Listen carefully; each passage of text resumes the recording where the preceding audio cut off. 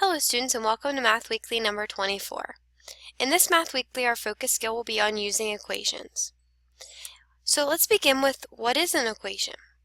An equation is a statement that two amounts are equal. The skills we're going to focus on in this Math Weekly are twofold. One, I want you to be able to write an equation for a real-world situation. Two, I want you to be able to determine a solution for an equation.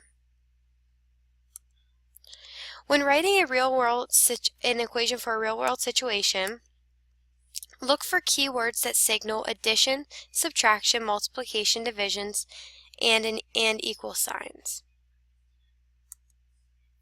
So let's look at an example.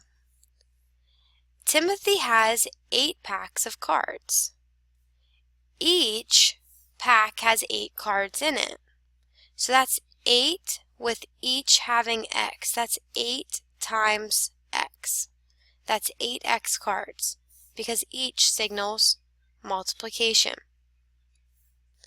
He also is a signal word for add. He also has 2 more single cards. So he adds 2. If he has 50 cards altogether means it equaled 50. How many cards are in each pack? Write an equation to represent this situation. So here's our equation. 8 times x, because there's 8 packs with each having x, or x cards in each pack, and plus 2 because it said also 2 more, and equals 50 because it said 50 altogether.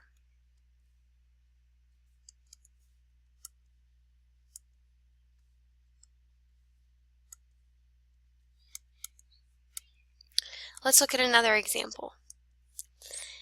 The bill at a restaurant is $42.85, and a tip of $6.43 will be paid.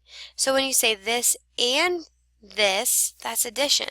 So $42.85 plus $6.43.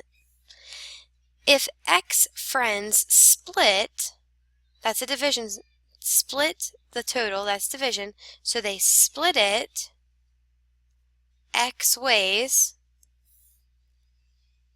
the total, and each friend pays $12.32. How many friends went to lunch together? Write an equation that could be used to determine the number of friends that went to lunch together. We can see we already have our equation because we picked out the key words as we went along. We added the cost and the tip, and they split it or divided it between all the friends. We don't know how many friends it is, but we put X there. And when they did, it equaled $12.32.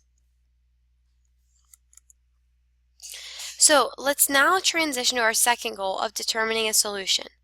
So what is a solution to an equation? Well, a solution to an equation is the value or values of the variable that make the equation true.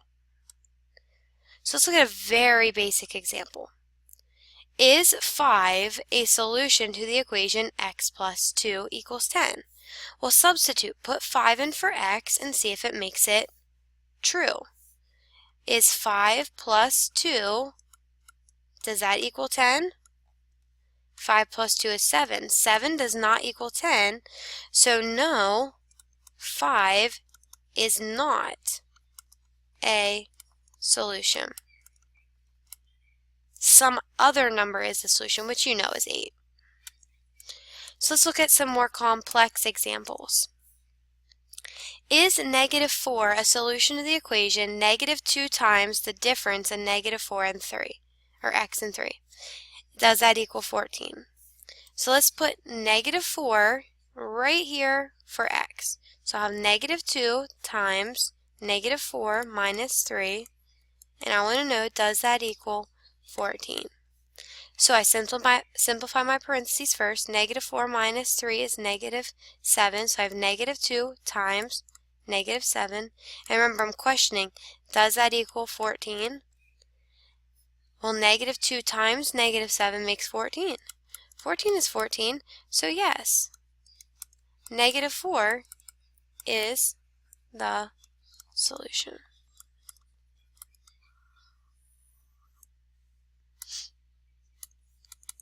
Let's look at another example.